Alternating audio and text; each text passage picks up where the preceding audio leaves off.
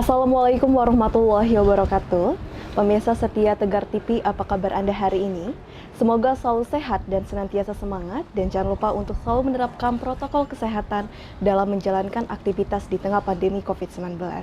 Senang sekali rasanya saya Salwa Sakinah bisa menyapa Anda kembali dalam program dialog interaktif spesial pada hari ini. Pemirsa, sebagaimana kita ketahui bahwa DPRD memiliki peran strategis dalam penanganan penanganan pandemi COVID-19, terutama dalam hal pembuatan perda, pengawasan, serta anggaran. Dan tentu saja untuk membahas itu semua, sudah hadir di tengah kita sosok yang sangat luar biasa, yakni narasumber kita, Wakil Ketua 3 DPRD Kabupaten Lampung Tengah, Bapak Muslim Ansori. Apa kabar, Pak? Alhamdulillah, baik. Baik ya Pak, Baik, alhamdulillah. Baik Bapak, mohon maaf Pak mengganggu di sela-sela kesibukannya Pak ya, aktivitasnya. Baik Pak, ketika kita berbicara mengenai peran dan fungsi DPRD memang begitu banyak ya Pak, terutama dalam hal pembuatan perda, kemudian anggaran, serta pengawasan. Sejauh ini bagaimana Pak aktivitas DPRD di tengah pandemi? Baik, terima kasih. Assalamualaikum warahmatullahi wabarakatuh. Waalaikumsalam warahmatullahi wabarakatuh. Memang hari ini kita merasakan betapa dampak COVID-19 ini terasa sekali. Terasa sekali ya Pak? Ini sudah hampir 1 tahun ya. Hampir 1 tahun kita menjalani hidup seperti ini. Hidup yang harus dengan serba hati-hati. Baik, harus dengan melakukan protokol kesehatan yang ketat. Kita harus pakai masker, harus menjaga jarak. Ini jaga jarak cukup. Kita jaga jarak Pak. Insya Allah aman. Iya. Terus kemudian harus juga jangan lupa kita selalu mencuci tangan ya kan, supaya kita tidak tertular virus COVID-19. Nah ini terasa sekali bagi kita. Di mana dalam semua kegiatan kita harus selalu dan tidak bosan-bosannya melakukan protokol kesehatan. Kita misalnya ada kegiatan juga dibatasi jumlahnya, nggak bisa lebih, nggak bisa full, kita minimal kita 50% dari jumlah yang sudah ditentukan kan. Terus kemudian banyak hal lah yang sangat terasa sekali kita rasakan dalam tahun ini di pandemi COVID-19. Lalu dengan dibatasi tadi seperti yang Bapak bilang, dibatasi dengan protokol kesehatan, apakah kinerja DPRD masih optimal Pak? Atau berkurang optimalnya karena ada batasan tersebut? Sebenarnya tetap bisa melaksanakan kegiatan dengan baik.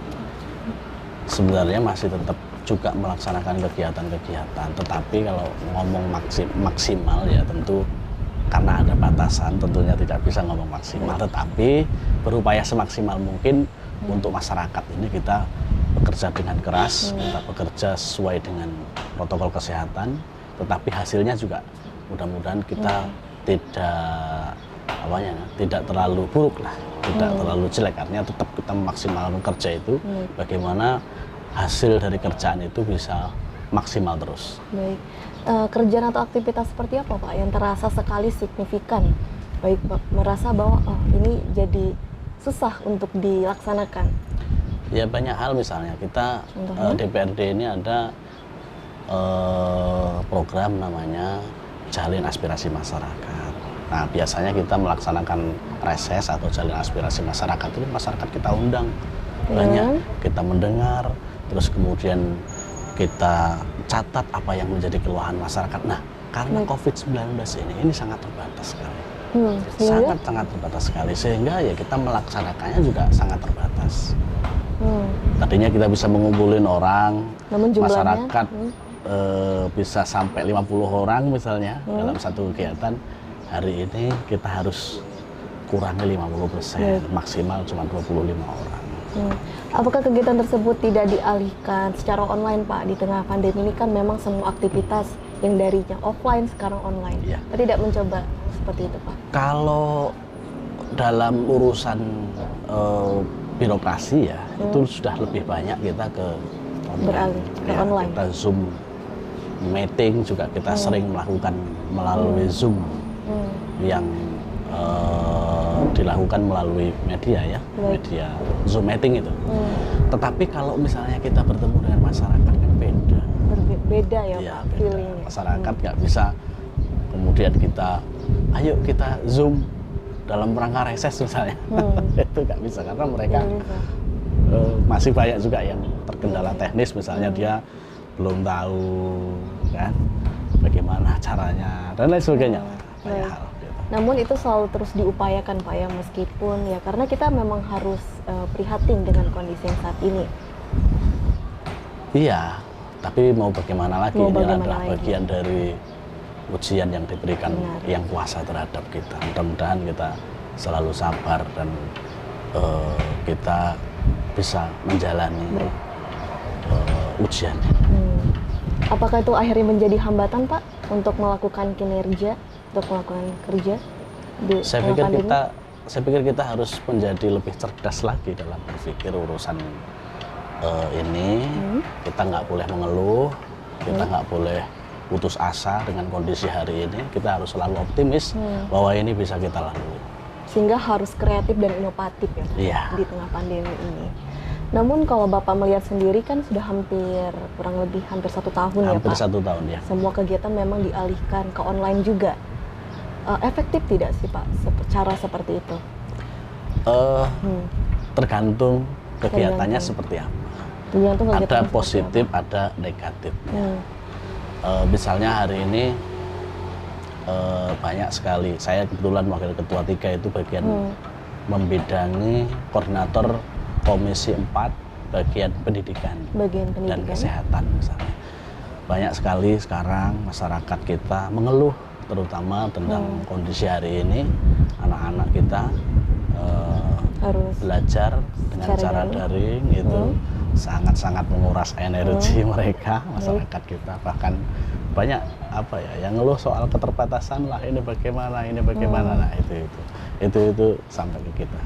Akhirnya bagaimana Pak itu dengan banyak keluhannya para orang tua, dari Pak Muslim sendiri mengatasinya bagaimana untuk menenangkan para orang tua tersebut? Ya, karena saya juga bagian dari orang tua itu tentunya juga memang menyadari betul bahwa kondisi itu menguras tenaga kita. Bagaimana misalnya kita dalam kondisi yang normal, kita bisa bekerja ke kantor, kita bisa beraktivitas biasa, misalnya petani juga ke ladang, ke kebun, ke sawah gitu kan. Pada kesempatan ini ketika pembelajaran anak-anak dilakukan secara daring, tentunya pengawasannya lebih ekstra. Gitu.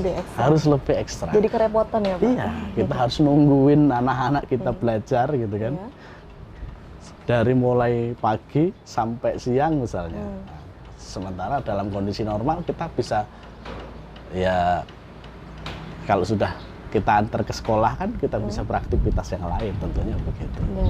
Dan tidak semua masyarakat kita ini bisa menjadi guru untuk anak-anaknya.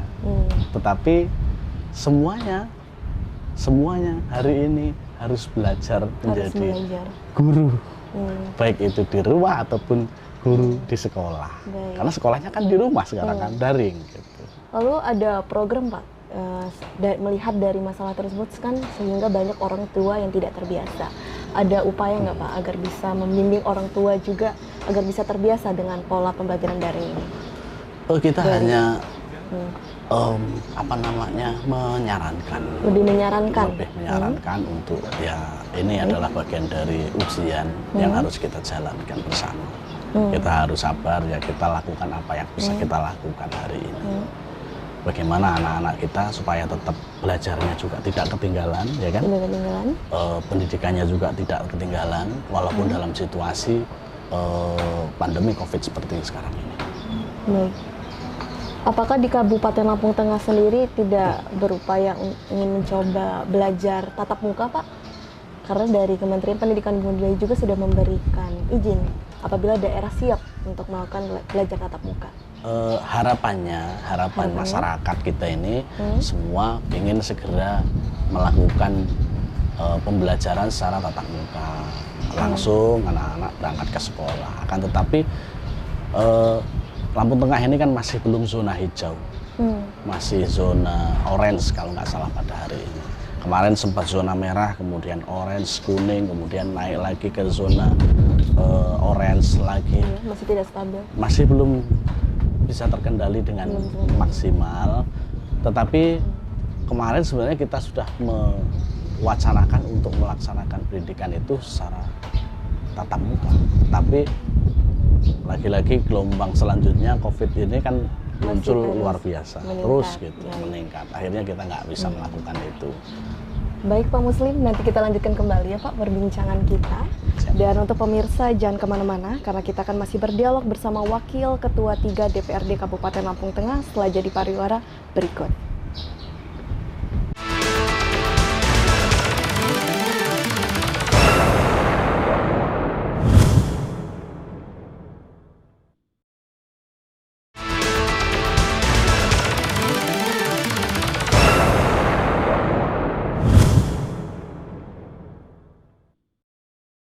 Terima kasih pemirsa, Anda kembali menyaksikan program Dialog Interaktif Spesial dan saat ini kita masih berdialog bersama Wakil Ketua 3 DPRD Kabupaten Lampung Tengah. Bapak Muslim, kita lanjutkan kembali ya Pak dialog kita. Kalau tadi kita sudah banyak membahas ya Pak mengenai kinerja atau aktivitas DPRD di Kabupaten Lampung Tengah masih terus diupayakan ya Pak, mengingat kita masih berada di situasi pandemi COVID-19. Dan tadi juga kita sudah sedikit menyinggung mengenai belajar tatap muka yang masih dipertimbangkan ya Pak, mengingat angka COVID di Kabupaten Lampung Tengah masih belum stabil. Baik Pak, kita akan beralih ke program vaksinasi COVID-19 Pak.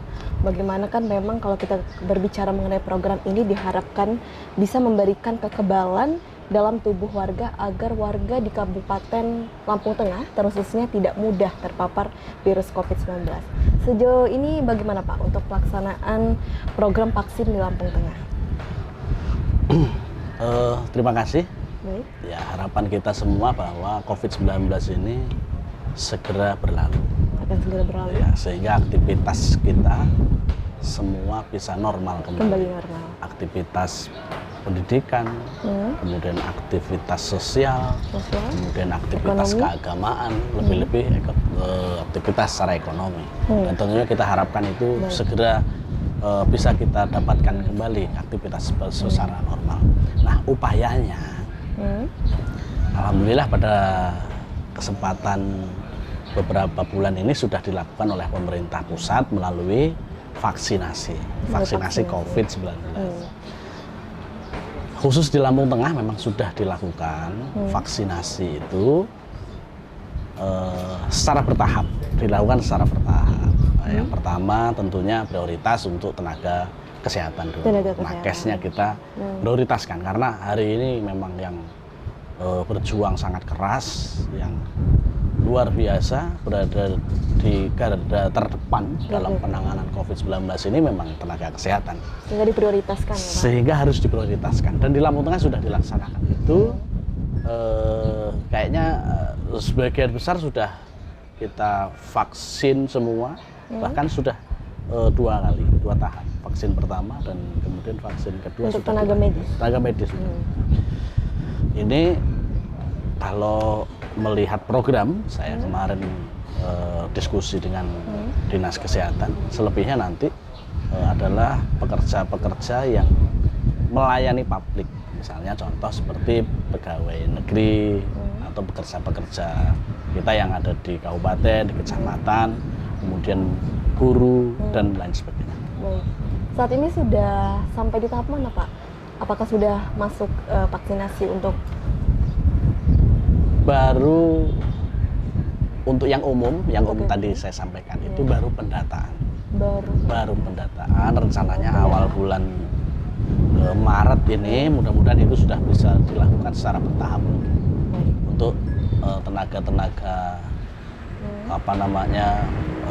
pegawai-pegawai tingkat kecamatan, kemudian di kabupaten, terus kemudian guru-guru yang ada di Kabupaten Lampung Tengah. Sehingga Pak Muslim belum ya Pak menerima vaksinasi? Mudah-mudahan minggu ini kita divaksin dan kita siap untuk divaksin. Lalu untuk persiapan apa yang saat ini sedang dikerjakan Pak? Persiapan apa? Program tersebut, program vaksinasi. Pribadi gitu. Dari pemerintah? Oh pemerintah, iya pemerintah eh, ya itu bagian dari program dari pemerintah pusat, tentunya sudah menyiapkan sedini mungkin terkait dengan apa yang harus dilakukan gitu.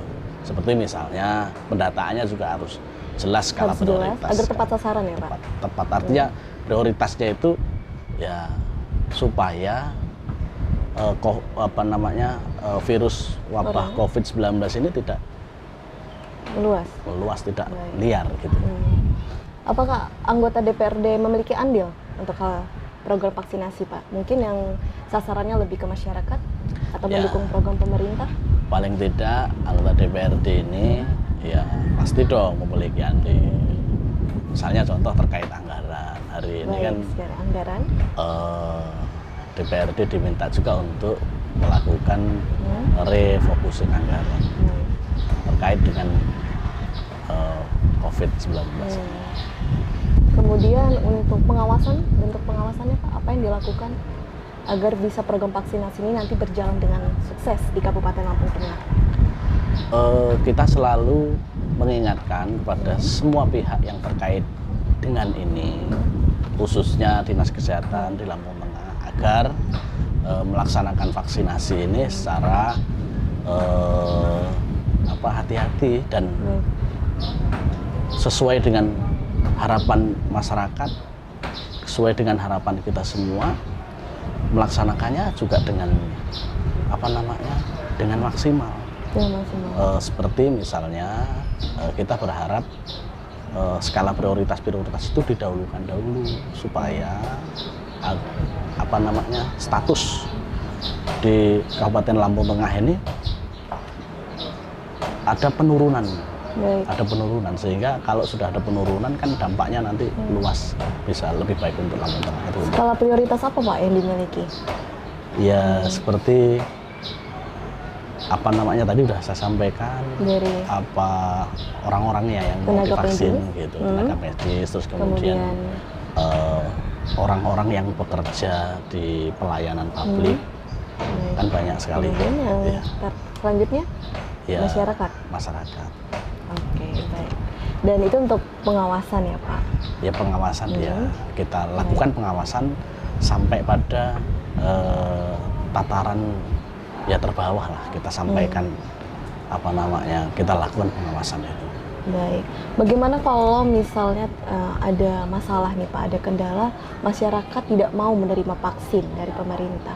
Itu apa yang akan diupayakan oleh DPRD nih Pak sebagai wakil rakyat untuk bisa mendukung program pemerintah tersebut? Tentunya kita tidak bosan-bosan untuk mengingatkan kepada masyarakat kita. Terus sosialisasikan. Iya, vaksinasi ini bagian dari upaya kita meningkatkan imun tubuh, bagian dari upaya kita supaya COVID-19 ini di wilayah kita segera berakhir.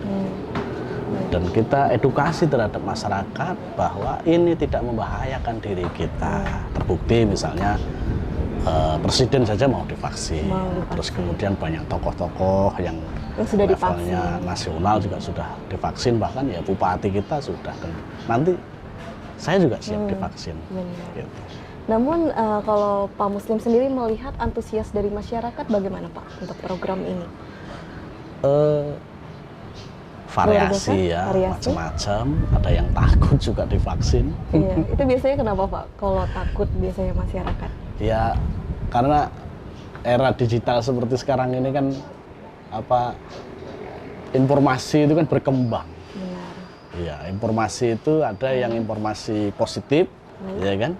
Kemudian ada juga informasi yang negatif, gitu kira-kira begitu. Kalau kemudian mereka membacanya yang negatif, yang nggak baik itu, tentunya langsung masuk di otaknya ini, mainstreamnya berpikir bahwa vaksin ini berbahaya, gitu loh. Nah ini yang kemudian kita lakukan edukasi terhadap masyarakat, kita melakukan pencerahan terhadap masyarakat bahwa vaksinasi ini tidak berbahaya, vaksin ini tidak berbahaya untuk kita.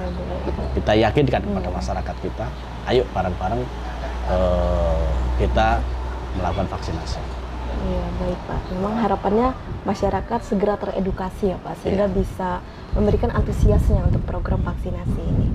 Kalau menurut pandangan Pak Muslim sendiri, melihat program vaksinasi ini akan sukses nggak Pak? Akan mampu menekan angka COVID terusnya di Kabupaten Lampung Tengah Pak? Menurut pandangan Bapak? Kita berharap itu jadi jalan keluar kita untuk menghilangkan virus Menekan, ini, gitu. Menekan dan menghilangkan. Gitu. Harapannya. Harapannya. Iya.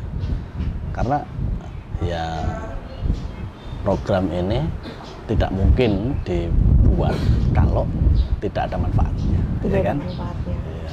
Kalau misalnya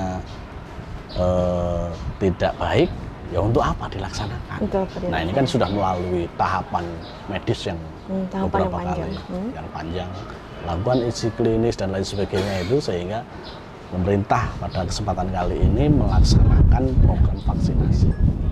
Tujuannya itu, mudah-mudahan berhasil. Mudah-mudahan berhasil ya Pak, program vaksinasi di Kabupaten Lampung. Nanti kita lanjutkan kembali Pak perbincangan kita mengenai program vaksinasi. Dan untuk pemirsa jangan kemana-mana, kita akan kembali setelah jeda pariwara berikut.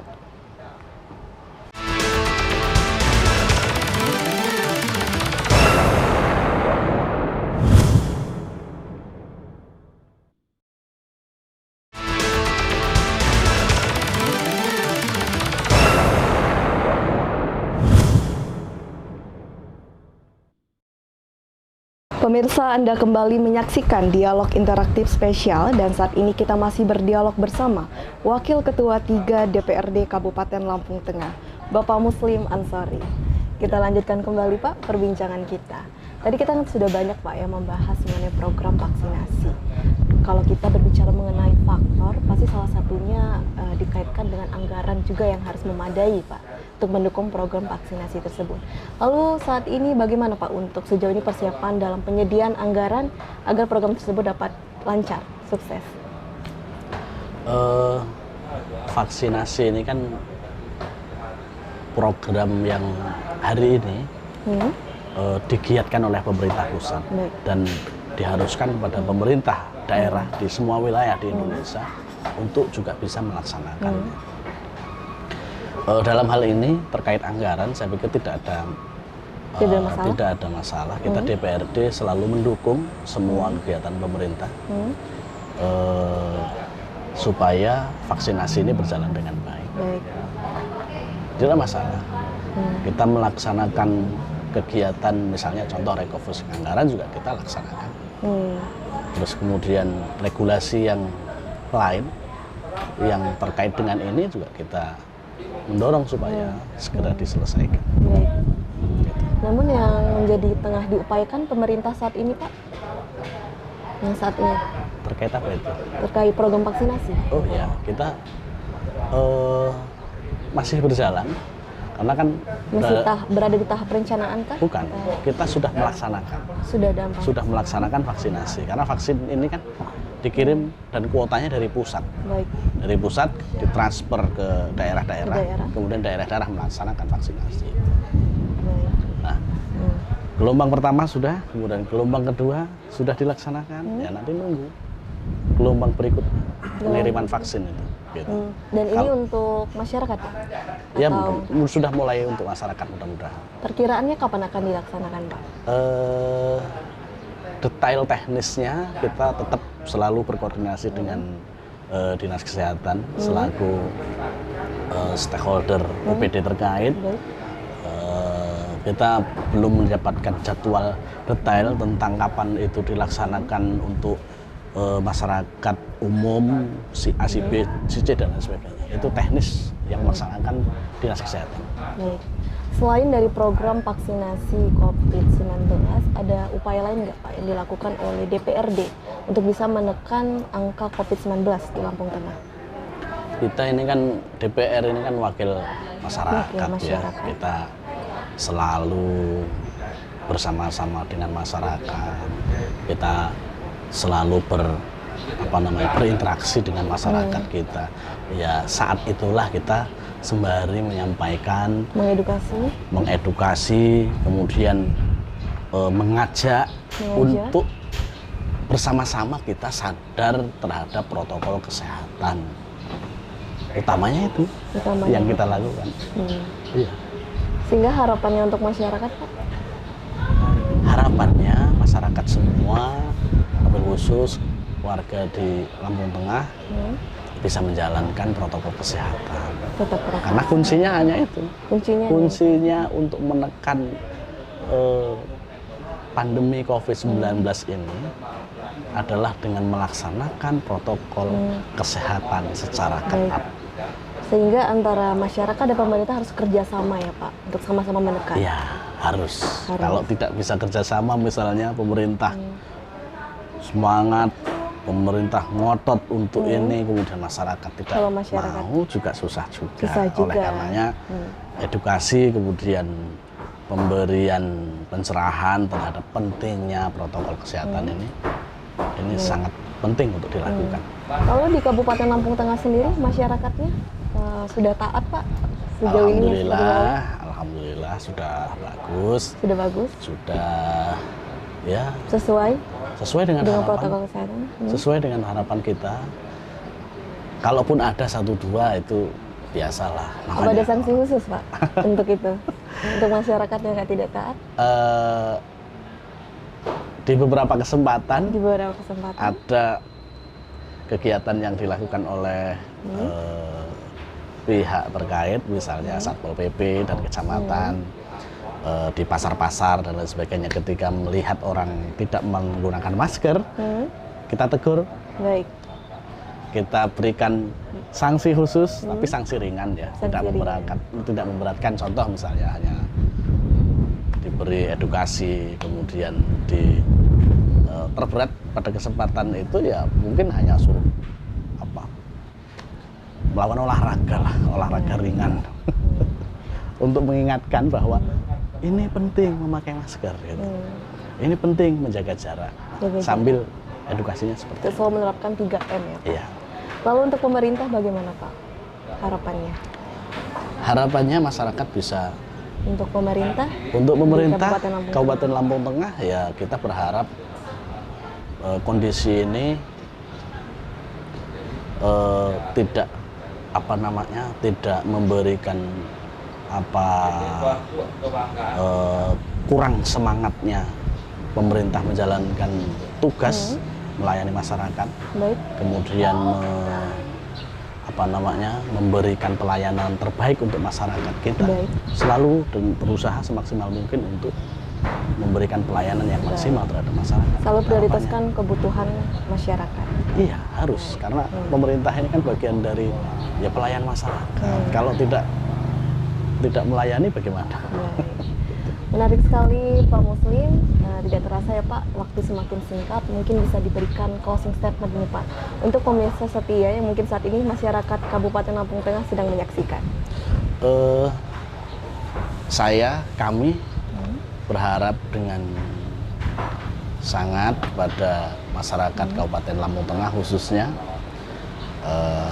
mari bersama-sama kita jaga protokol kesehatan, kita laksanakan dengan baik. Kita memakai masker, kita selalu menjaga jarak, kemudian kita selalu mencuci tangan dengan sabun atau hand sanitizer, dan yang terakhir kami sampaikan kepada masyarakat untuk tidak takut divaksin. Ayo kita bersama-sama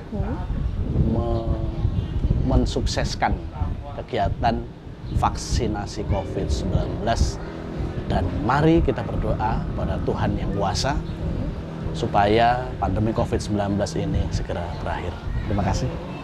Mari sukseskan program vaksinasi COVID-19. Sukseskan program vaksinasi COVID-19. Baik Pak Muslim, terima kasih banyak Pak. Semoga Bapak sukses dan sehat selalu ya Pak. Dan untuk pemirsa, tidak terasa kita sudah di penghujung acara.